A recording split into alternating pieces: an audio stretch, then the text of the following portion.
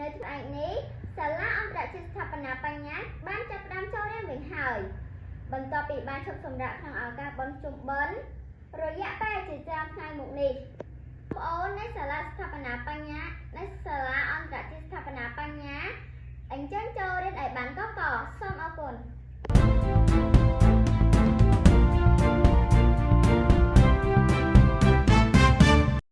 សួស្តីមិត្តស្ថាបនាទាំងអស់គ្នាថ្ងៃនេះគឺជាថ្ងៃរហ័សទី25ខែកញ្ញាឆ្នាំ2025បន្ទាប់ពីថ្ងៃប្រជុំបិណ្ឌបានបញ្ចប់យើងបានមករៀនសារជាថ្មីជាមួយនឹងលោកគ្រូអ្នកគ្រូនៃសាលាអន្តរជាតិស្ថាបនាបញ្ញាដូច្នេះកុំឲ្យខាតពេលវេលាយូរបន្តិចទៀតនឹងបានជួបមិត្តស្ថាបនាឡើងមកនិយាយភាសាអង់គ្លេសអំពីព្រឹត្តិការណ៍ថ្ងៃប្រជុំបិណ្ឌបានបញ្ចប់រួចដូច្នេះសូមអញ្ជើញទស្សនាទាំងអស់គ្នា Hello brother Chandrat. Hi sister Chitra. Brother Chandrat, may I ask you some question please? Yes, please. My question about the last Shumban Day.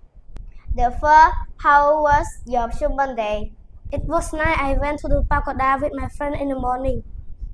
Did you ask for food to the man? Yes, we did. We also prayed for our sister who would die. Oh, that's so great. You are absolutely good boy. Thank you.